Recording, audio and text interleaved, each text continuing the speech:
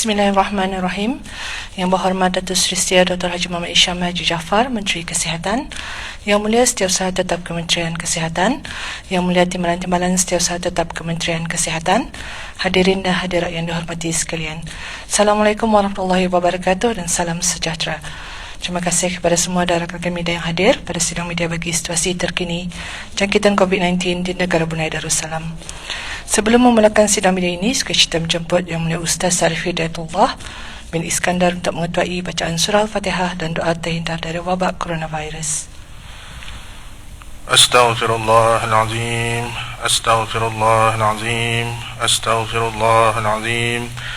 Al-Fatihah ila hadratin Nabiyil Mustafa Rasulillah sallallahu alaihi wasallam. وإلى أرواح والدينا ووالديكم وإلى أرواح المسلمين والمسلمات كافة عامة. الفاتحة. أعوذ بالله من الشيطان الرجيم. بسم الله الرحمن الرحيم. الحمد لله رب العالمين الرحمن الرحيم مالك يوم الدين إياك نعبد وإياك نستعين اهدنا الصراط المستقيم صراط الذين أنعمت عليهم غير المغضوب عليهم ولا الضالين آمين آمين آمين. بسم الله الرحمن الرحيم. الحمد لله رب العالمين والصلاة والسلام على أشرف الأنبياء والمرسلين سيدنا محمد وعلى آله وصحبه أجمعين. اللهم صل صلاة كاملة وسلم سلاما تاما على سيدنا محمد الذي تنحل به العقد وتنفرجه به الكراب وتقضى به الحوائج وتنال به الرغائب وحسن الخواتم ويستسقى الغمام بوجهه الكريم وعلى آله وصحبه في كل لمحة ونفس بعدد كل معلوم لك برحمتك يا أرحم الراحمين. اللهم أنت ربي لا إله إلا أنت خلقتني وأنا عبدك وأنا على عهدك ووعدك ما استطعت. أعوذ بك من شر ما صنعت. أبوء لك بنعمتك علي وأبوء بذنبي فاغفر لي فإنه لا يغفر الذنوب إلا أنت. لا إله إلا أنت سبحانك إني كنت من الظالمين. لا إله إلا أنت سبحانك إني كنت من الظالمين. لا إله إلا أنت سبحانك إني كنت من الظالمين. نعوذ بكلمات الله التامات من شر ما خلق. نعوذ بكلمات الله التامات من شر ما خلق. نعوذ بكلمات الله التامات من شر ما خلق. بسم الله الذي لا يضر مع اسمه شيء في الأرض ولا في السماء وهو السميع العليم.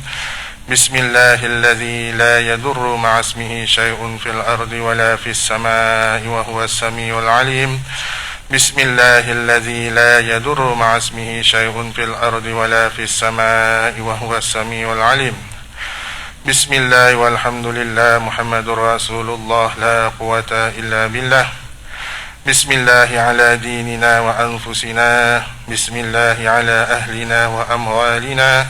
بسم الله على كل شيء أعطانا ربنا. بسم الله خير الأسماء. بسم الله رب الأرض والسماء. بسم الله الذي لا يضر مع اسمه داء. بسم الله افتتحنا وبالله اختتمنا وعلى الله توكلنا.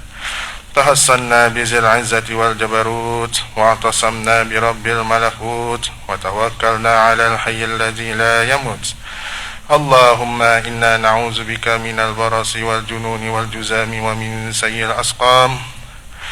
اللهم اصرف عنا وعن سلطاننا وبلادنا وجميع المسلمين في كل مكان البلاء والوباء والطعن والطاعون وسائر أمراض خصوصا وباء كوفيد-19 وقنا شر الردى بلطفك يا لطيف يا خبير إنك على كل شيء قدير اللهم اصرف عنا وعن سلطاننا وبلادنا وجميع المسلمين في كل مكان البلاء والوباء والطعن والطاعون وسائر أمراض خصوصا وبا COVID-19 وقنا شر الردى بلطفك يا لطيف يا خبير إنك على كل شيء قدير اللهم اصرف عنا وعن سلطاننا وبلادنا وجميع المسلمين في كل مكان البلاء والوباء والطعن والطاعون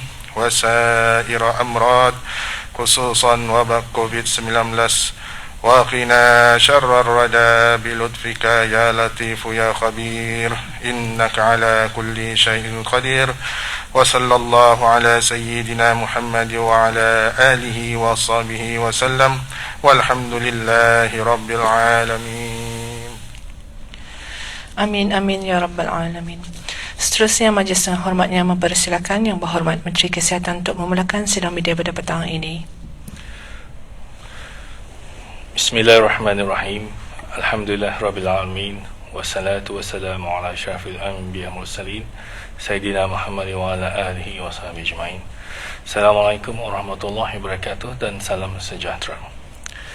Pada hari ini, Jumaat 1 Rabiul Awal 1443 Hijrah bersamaan dengan 8 Oktober 2021 Masehi, sebanyak 202 kes baru jangkitan COVID-19 telah disahkan, dan ini membawa jumlah keseluruhan kes COVID-19 kepada 8,464 orang. Terdapat 63 tambahan kes-kes baru kepada 13 kluster aktif yang sedia ada pada hari ini, yang merupakan kontak-kontak terdekat kepada beberapa kes positif sebelumnya. Sementara itu, terdapat 8 kluster baru telah dikesan, sebagaimana yang tertera di skrin sekarang. Kesemua kluster ini adalah kluster rumah kediaman yang membabitkan 59 kes. Dua daripada kluster-kluster tersebut ialah kluster Hazmat Shield Roofing Manufacture Sendirian Berhad dan kluster Tauhid Jaya Sendirian Berhad adalah rumah-rumah yang menempatkan pekerja-pekerja syarikat-syarikat berkenaan. Dalam pada itu, dua kluster telah ditutup setelah tidak ada kes dikesan dalam kluster berkenaan selama 28 hari. Kluster-kluster yang ditutup ialah kluster Champion 7 dan kluster 2262.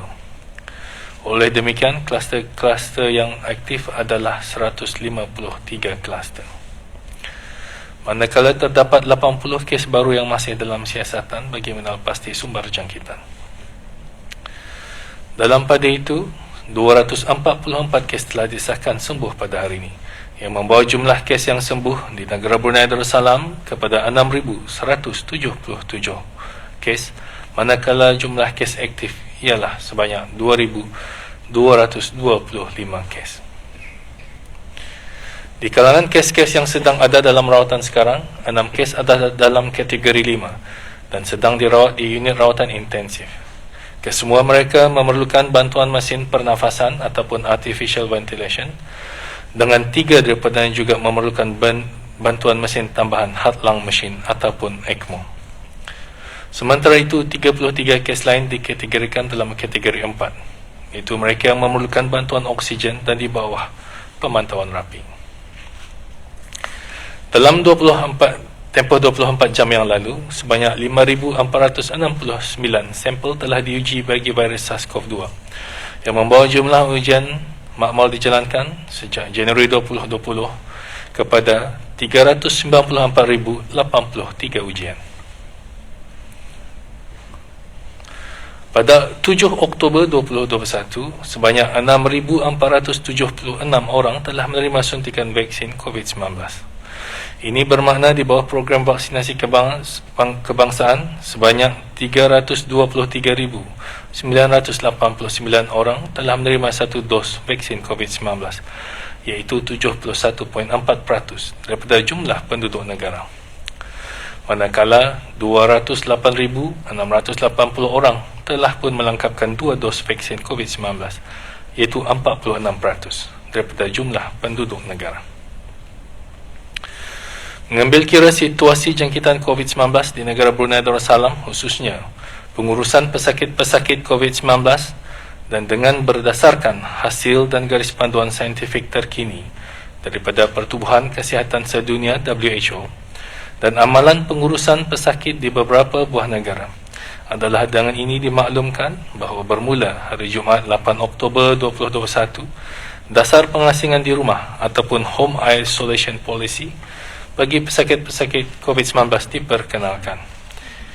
Intipati di dalam dasar ini ialah untuk mengarahkan pesakit-pesakit yang dikenal pasti tergolong di dalam kategori 1, iaitu mereka yang tidak mempunyai sebarang simptom, dan kategori 2A, iaitu pesakit yang hanya mempunyai simptom ringan, untuk membuat pengasingan diri di rumah sahaja, iaitu selepas mendapatkan penilaian dan pengesahan dari Kementerian Kesihatan. Setiap pesakit COVID-19 yang diurus di bawah dasar ini akan dimestikan menjalani perkara-perkara berikut. Pertama, mereka akan dipantau oleh pasukan pengurusan pesakit Kementerian Kesihatan di sepanjang pengasingan diri selama 14 hari. Diwajibkan memakai gelang tangan berwarna merah bagi tujuan identifikasi pesakit COVID-19 sehingga tamat tempoh pengasingan. Dan mematuhi semua arahan Kementerian Kesihatan dan memastikan mudah dihubungi pada bila-bila masa. Pesakit yang gagal atau ingkar dalam mematuhi dasar pengasingan di rumah boleh dikenakan denda kompaun sehingga RM5,000, sebagaimana peruntukan di bawah Akta Penyakit Berjangkit Penggal 204. Dasar pengasingan di rumah ataupun Home Isolation Policy ini diperkenalkan setelah penelitian terperinci dilaksanakan bagi menilai kesesuaian pelaksanaan dasar ini di negara Brunei Darussalam. Dapatan-dapatan kajian saintifik, garis panduan daripada Pertubuhan Kesihatan Sedunia dan amalan-amalan serupa yang telah dilaksanakan dengan jayanya di beberapa buah negara telah memberikan keyakinan kepada pihak kerajaan bahawa dasar ini dapat dilaksanakan dengan selamat, di samping memberikan keselesaan kepada pesakit-pesakit untuk terus berada di rumah di sepanjang tempoh pengasingan. Dalam pada itu, mana-mana pesakit yang merasakan simptom mereka menjadi lebih teruk semasa berada dalam pengasingan di rumah hendaklah menghubungi talian kecemasan ambulan 991 dengan segera supaya mereka dapat diberikan rawatan secepat mungkin. Sempena bulan Mauludi Rasul yang mulia ini, marilah kita sama-sama membanyakkan selawat dan berdoa semoga apa jua yang kita ni usahakan untuk mengawal penularan wabak COVID-19 di negara ini akan mendapat keberkatan daripada Allah Subhanahu wa taala jua. Allahumma salli ala sayyidina Muhammad wa ala alihi wa sahbihi wasallim. Amin, amin ya rabbal alamin. Sekian, terima kasih.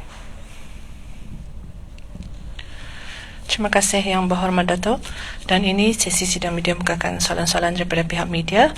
Sila perkenalkan diri dan agensi Auda serta mengajukan soalan. Terima kasih.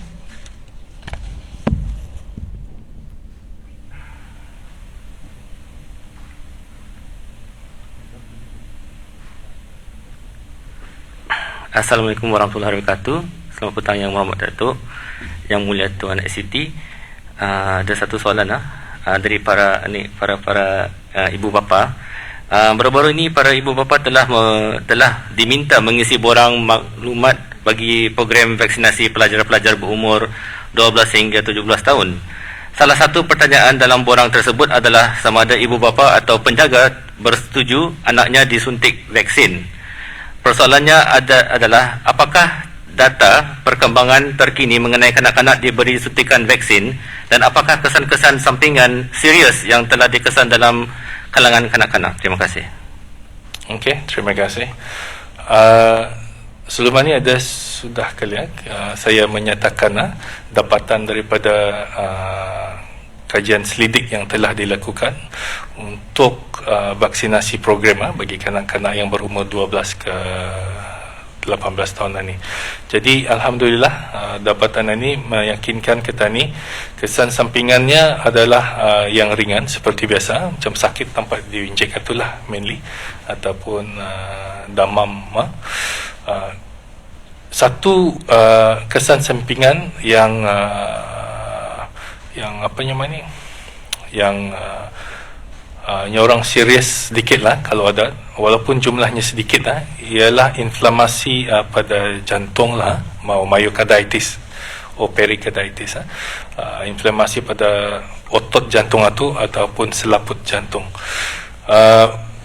Ia boleh terjadi untuk orang muda, terutama 30 tahun ke bawah pun boleh terjadi. So dapat ni kurang lebih masa ni dalam 1 dalam 100,000 lebih lah. Jadi bila ditimbangkan dengan risiko dan faedahnya, jadi risiko ni sangat ringan lah.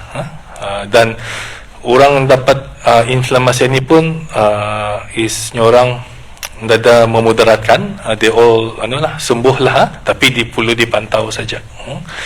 So setakat ini belum ada yang menunjukkan kematian yang berkait directly lah dengan vaksin ni lah. Dan kena ni pun masa ni bercadang untuk memvaksinasi kanak-kanak ni dengan menggunakan Pfizer, insyaAllah bila ia datang dalam penghujung bulan ni. Walaupun negeri lain ada juga membuat menggunakan vaksin lain seperti Moderna. Okay? Jadi buat masa ni tani lebih cenderung kepada Pfizer untuk memberikan suntikan untuk kanak-kanak ni lah. So memang sebab ia kanak-kanak, jadi tani perlu meminta kebenaran daripada ibu bapa pulang tu. So kerjasama dibuat dengan Kementerian Pendidikan untuk menyediakan awal ini persediaan awal supaya orang faham sudah program ini akan dilaksanakan bila Pfizer. Jadi jangan berabut baru takkan bertanya buat bagi kebenaran sebagainya. So Kementerian Pendidikan berusahalah dengan semua sekolah, sekolah kerajaan ataupun swasta, untuk memastikan persediaan ini sudah tersedia. Jadi bila ada vaksin terus saja. Soalan kedua, tadi ada nampak data yang dosis pertama vaccination sudah mencapai 70%. So ada dikatakan previously that 10% is dalam golongan kanak-kanak. So would you say that we are ahead of schedule because vaksin Pfizer belum lagi datang ke Brunei? Alhamdulillah, dengan perpaduan dan sokongan masyarakat, tani dapat sudah mencapai 70%. Dan agaknya tani masih ada beberapa ribu orang dewasa yang andang berdaftar sudah hingga penghujung bulan ini. Kita mungkin tani awalkan lagi tu orang supaya lebih mempercepatkan lagi untuk pengambilan vaksin dos pertama ni. Jadi ia adalah lebih awal daripada apa dijangkakan juga, alhamdulillah. Jadi ini akan memudahkan tani pulang ni untuk membagi vaksin untuk kanak-kanak sekarang. Jadi mula rancangan di sekolah-sekolah kali tapi since orang dewasa dah lagi banyak, so mungkin tani membagi di vaksin center yang sedia ada lah. Sebab segala kemudahan sudah ada tersedia. Jadi tidak perlu tani menambah kemudahan di sekolah-sekolah. So dapat dilihat dalam beberapa hari ini banyak slot beribu-ribu kosong lah dah diisi. So jadi sini mengambil kesempatan lah untuk memberitahu orang ramai juga, kalau slot bis kita ada macam ujung bulan ni atau bulan 1 kan awalkan atau endang disengajakan lah sebab banyak slot kosong. So diharap orang ramai yang memberi kerjasama lah membuat apa juga perubahan yang dibuat kepada slot mereka tu lah. Terima kasih Yang Berhormat. Okay.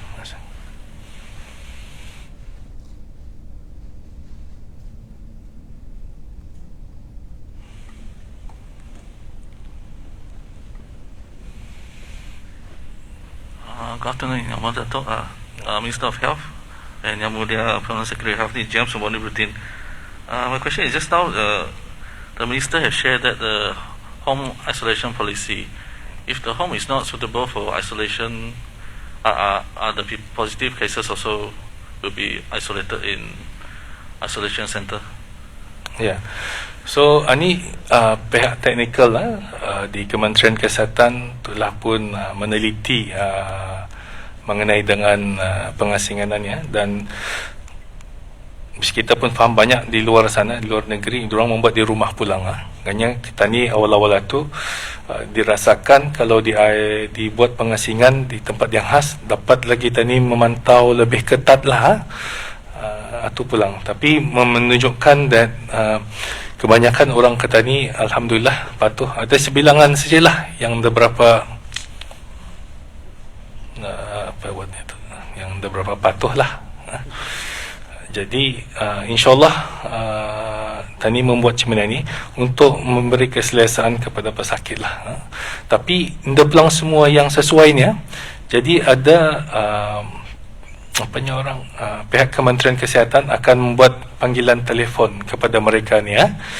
Jadi salah satu daripada pertanyaan ialah kesesuaian dalam rumahnya. Misalnya kalau dalam rumahnya tu yang dah dapat mengasingkan diri, dah ada bilik khas untuk ke dia, dan itu Tani bawa ke pengasingan kebangsaan punya National Isolation Center, Tani bawa balik ke sana lah. Ini untuk yang ada mempunyai kesesuaian saja. Dari segi terutama sekali biliknya, ia mesti sendiri, tak boleh campur sama orang lain. So kalau ini sesuai, dan itu Tani simpan balik ke tempat-tempat yang disediakan oleh kerajaan. My second question is, as we noticed that the Ministry of Health is currently pushing for people to get vaccinated by opening more vaccine slot and extra time. However, there are still people who are in the community who do not want to be vaccinated. How would these people who do not want to be vaccinated to be able to live in a endemic? Okey, terima kasih. Tadi pun rakan bis kita Rano pun ada kurang lebih bertanya pasal anuannya, keberadaan Tani punya vaksinasi status. Alhamdulillah lebih 70%. Kita di penghujung ini lagi berapa ramai lah yang akan divaksinasi. Walau bagaimanapun ada juga kami faham lah, ada beribu orang masih yang berjadual, tapi ada juga mungkin beribu yang masih hendak mau divaksinasi ni. Jadi di sini saya menasihatkan kepada orang yang berkenan itu, ini sebagai usaha lah. Tani and banyak orangnya Tani berdoa, memang berdoa, tapi ini mesti ada usaha dalam agama Islam terutama sekali. Ini Rasulullah SAW pun ada pernah menegur sahabatnya. Kalau I'm sure bis kita ingat ni ceritanya, bila sahabatnya tu hendak mengikat tunggangan binatangnya tu aku bertawakal saja. Tapi ditagur oleh Rasulullahnya, ikat dulu satu baru bertawakal. Sama je macam ni. Waktu pandemik macam mana ni, usaha kita ni ialah membuat vaksinasi program ni. Sebab masa ni ia tentu setakat ni ilmu tani macam itulah salah satu daripada cara mengawal penularan ni ialah vaksinasi, selain daripada arahan yang lain itulah. So bis kita perlu memikirkan bukan saja pasal diri bis kita lah. So untuk orang lain sekeliling kita, keluarga, semua orang kita ni sayangi. Jadi diharaplah bis kita dapat memikirkan dan mengubah pemikiran itulah untuk sama-sama berganding bahu dengan kerajaan dan orang yang masyarakat yang lain dalam 70% sudah yang meja ini untuk sama-sama Tani dapat mengawal penularan ini dan beralih kepada norma yang baru yang mana membolehkan kita membuat apa jua yang Tani buat sebelum ini lah. Dato' today didn't share any of the violation for yesterday night curfew. That means there's no violation, is it? Oh, ya, Reni. Ada dalam 30 violation. I think 21 orang yang keluar jalan-jalan. 3 dah memakai sungkup muka, dan yang lainnya tu dah ada brew health. So yeah. My last question is about the cluster. We have seen that the majority of the cluster are from home. Can Dato' share how many home cluster are there and how many are from workplace since the second wave of the outbreak? Okay, bila Tani menghadapi gelombang kedua, itu kirakan macam workplace punya status lah, tempat bekerja seperti Sekolah Chonghua, rakan-rakannya sana, Sekolah Lisla dan BSP itu true macam workplace lah. Keberadaan orang pesakit disebabkan tempat bekerjaan macam immigration dan BCI. Mula-mula you remember, but now sekarang kalau kita lihat walaupun begitu pasal syarikat-syarikat banyak misalan Waho baru-barunya Rent to Kill ni, tapi ni kebanyakannya disebabkan oleh kediaman dorang tu. Dorang tinggal bersama. So yang akhir-akhir ni disebabkan oleh kira dormitory lah. Sebab banyak orang tinggal di sesuatu tempat yang what you call high density lah macam tu. Jadi kalau membuat contact tracing pihak Kementerian Kesihatan sebelum ni banyak yang positif ni disebabkan diorang berjalan, yang melawat ani ada seorang tu ia boleh membawa 100 orang kontak okey. Ia berjalan ke tempat ramai, dari ramai itu orang secondary kontaknya jadi ia menyukarkan bagi kementerian untuk mengawal. Sebab tu dengan ada operasi pulihan ni dapat meringankan Kementerian Kesihatan dari segi pengawalan ni, dapat nyatani mengawal sedikit pergerakan orang ni. So kayaknya yang ambil masa so awal-awal mungkin 2 minggu boleh tani lihat lah macam mana pengawalan ni dan hari ini pun nampak ramai, tapi kalau dilihat ramai ni ialah banyak kontak bukan sebab kes-kes baru yang baru menular. So bagi kementerian walaupun tinggi sikit daripada beberapa hari lalu, tapi ia menunjukkan kebanyakannya disebabkan oleh kediaman. Jadi Tani masih optimis lah dengan pengawalan ini dan dengan sokongan dan bersepadunya semua orang, semua masyarakat, insyaAllah Tani dapat mengawal. Terima kasih Yang Berhormat. Okay.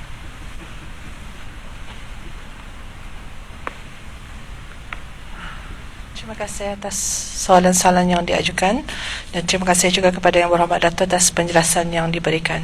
Dan ini kita tutup sidang media pada petang ini dan sekali lagi mengucapkan ribuan terima kasih kepada semua dan rakan-rakan media yang hadir. Sekian, wabillahi taufiq wal hidayah. Wassalamualaikum warahmatullahi wabarakatuh.